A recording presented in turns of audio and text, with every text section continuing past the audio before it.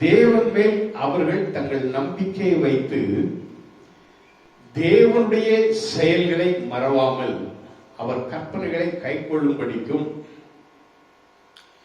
இருதயத்தை செவ்வைப்படுத்தாமலும் தேவனை உறுதியாய் பற்றி கொள்ளாமலும் இருந்த முரட்டாட்டமும் கலகம் உள்ள சந்ததியாகிய தங்கள் பிதாக்களுக்கு அவர்கள் ஒப்பாகாதபடிக்கும் இவைகளை கட்டளையிட்டார் என்று நாம் பார்க்கிறோம்.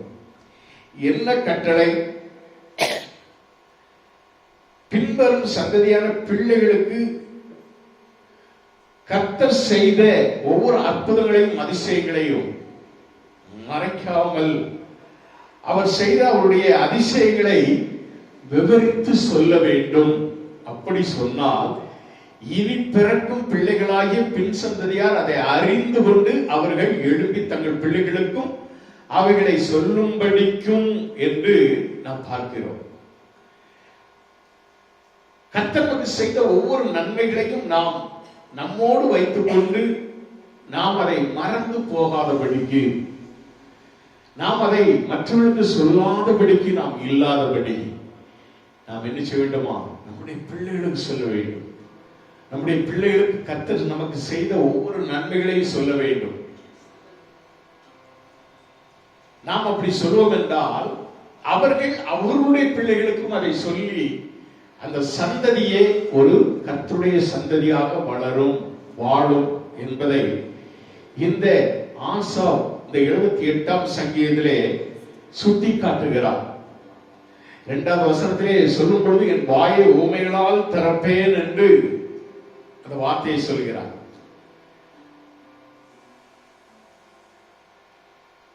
முற்காலத்திலே ஆண்டவர் மோசேயோடு முகமுகமாய் பேசினார்.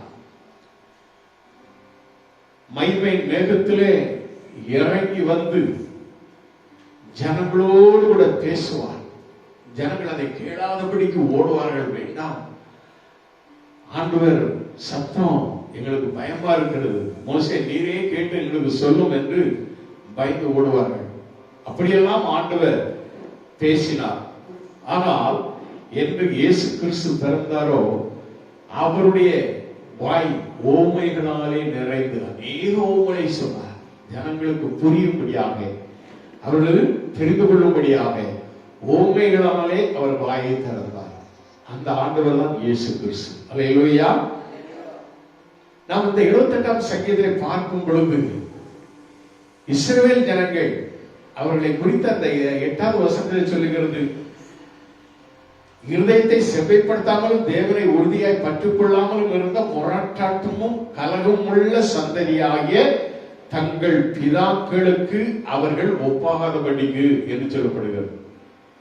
இவர்கள் அப்படிப்பட்ட பிதாக்களுடைய அந்த முரட்டாட்டம் உள்ள இருதயத்துக்கு ஒப்பாக இல்லாதபடிக்கு அந்த பிள்ளைகள் வளர வேண்டும். அந்த பிள்ளைகளுக்கு கர்த்தர் நமக்கு செய்த நன்மைகளை நாம் சொல்லி வளர்க்க வேண்டும். பிள்ளைகள் ஆரோக்கியமாக வளரும் பொழுது அவர்களுடைய சந்ததியும் ஆசீர்வதிக்கப்படும். அல்லேலூயா. இல்லை என்றால் நாம் இந்த வேதத்திலே இந்த சங்கீதத்தை நாம் வாசிக்கும் பொழுது ஆண்டவர் அநேக அற்புத அதிசயங்களை செய்திருக்கிறார். இஸ்ரவேல் ஜனங்களை நடத்தி கொண்டு வரும் பொழுது கர்த்தர் செய்த அற்புதங்கள் அதிசயங்கள் அநேகம். 20வது வசனத்தை வாசிக்கும் பொழுது ஜனங்கள் ஆண்டவர் செய்த அந்த அதிசயத்தை எப்படி சொல்லுகிறார்கள்? இதோ அவர் கண்மலை அடித்ததினால் தண்ணீர் புறப்பட்டு வந்தது, நதிகளால் புறப்பட்டு புரண்டு வந்தது. அவர் அப்பத்தையும் கொடுக்குமோ தம்முடைய ஜனத்திற்கு மாம்சத்தையும் ஆயத்தப்படுத்துவாரோ என்று என்ன செய்தார்கள்? ஆண்டவரை குறித்து ஏகத்தனமாக பேசினார்கள், விசுவாசியாமல் பேசினார்கள், ஆண்டவர் செய்த அற்புதங்களை நினையாமல் பேசினார்கள். 17வது வசனத்திலே நான் வாசிக்கும் பொழுது, என்றாலும் அவர்கள் பின்னும் அவருக்கு விரோதமாய் பாவம் செய்து வறண்ட வெளியிலே உன்னதமானவருக்கு கோபமூட்டினார்கள் என்று பார்க்கலாம். இந்த சங்கீதம் முழுவதையும் நீங்கள் வாசித்து பார்த்தால் அதிலே இப்படி என்றாலும் ஆனாலும் இப்படிப்பட்ட வார்த்தைகள் வந்து கொண்டே இருக்கும். ஆகையால் 21வது வசனத்திலே வாசிக்கும் பொழுது, ஆகையால் கர்த்தர் அதை கேட்டு கோபம் கொண்டார். அற்புதங்களையும் அதிசயங்களையும் செய்கிற தேவனை இவர்கள் என்ன செய்தார்கள்? மறந்துவிட்டு பேசுகிறார்கள். தண்ணீர் எதனாலே புறப்பட்டு வந்ததா? அடித்ததுனாலே புறப்பட்டு வந்தது, இல்லைன்னா தண்ணி வந்திருக்காது அப்படின்னு சொல்லி ஆண்டவர் செய்த அற்புதத்தை குறித்து நக்கல் அடிக்கிறார்கள்.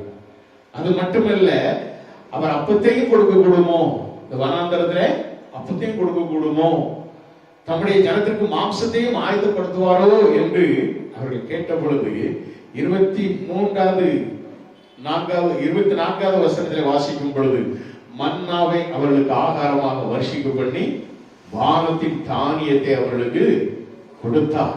தூதர்களின் அப்பத்தை மனுஷன் சாப்பிட்டான். 27வது வசனத்தில் வாசிக்கும் பொழுது, மாம்சத்தை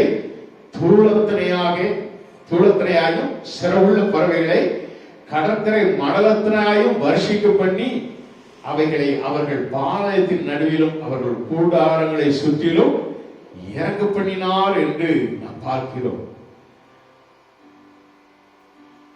29வது வசனத்திலே வாசிக்கும் பொழுது, அவர்கள் புசித்து திருப்தி அடைந்தார்கள், அவர்கள் இச்சித்ததை அவர்களுக்கு கொடுத்தார். இப்படியாக இச்சையுள்ள ஜனங்களாக இருந்தார்கள். அதனால்தான் ஆண்டவர் அவர்களை பார்த்து சொல்லுகிறார். என்ன சொல்லுகிறார்? கர்த்தர் உங்களுக்கு செய்த நன்மைகளை நீங்கள் உங்கள் பிள்ளைகளுக்கு சொல்லுங்கள். அவருடைய சந்ததியார் அதை கேட்டு அவர்கள் என்ன செய்வார்கள்? தேவனை மகிமைப்படுத்துவார்கள். இதே 36வது வசனத்தை வாசிக்கும் பொழுது, ஆனாலும் அவர்கள் தங்கள் வாயினால் அவருக்கு இச்சகம் பேசி தங்கள் நாவினால் அவரிடத்தில் பொய் சொன்னார்கள் என்று சொல்லப்படுகிறது. 37வது வசனத்தை, அவர்கள் இருதயம் அவரிடத்தில் நிறைவேறப்படவில்லை, அவருடைய உடன்படிக்கையில் அவர்கள் உண்மையாய் இருக்கவில்லை என்று இப்படியாக ஆசா வந்து பிதாக்கள் நடந்த வழிகளை சுட்டிக்காட்டி பேசுகிறார். அவர்கள் கடினமுள்ள ஜாதியார் என்று கலக வீட்டார் என்று பேசுகிறார். அப்படித்தான் இந்த பாட்டை பாடியிருக்கிறார். ஆசாப்பினுடைய சங்கீதத்திலே நாம் இதை பார்க்கிறோம். அதனால்தான் அவர் சொல்லுகிறார், பிதாக்களே உங்கள் பிள்ளைகளுக்கு கர்த்தர் செய்த அதிசயங்களை நீங்கள் என்ன செய்யுங்க, சொல்லுங்க அப்படின்னு சொல்லி அவர் இந்த பாட்டை பாடுகிறார். தேவனுடைய பிள்ளைகள், இந்த சங்கீதத்தின் மூலமாக நாம் அடையக்கூடிய வார்த்தை என்ன? கர்த்தர் நமக்கு எத்தனையோ நன்மைகளை செய்திருக்கிறார், எத்தனையோ அற்புத அதிசயங்களை செய்திருக்கிறார். அதை நாம் என்ன செய்ய வேண்டும்? நம்முடைய பிள்ளைகளுக்கு சொல்லி வளர்க்க வேண்டும். பின்னாளிலே அவர்கள் அவருடைய பிள்ளைகளுக்கு சொல்லுவார்கள். இந்த சந்ததி ஒரு ஆசீர்வதிக்கப்பட்ட சந்ததியாக வளருவார்கள், வாழ்வார்கள். அல்லேலூயா. அதுதான் இந்த சங்கீதத்தினுடைய விளக்கம்.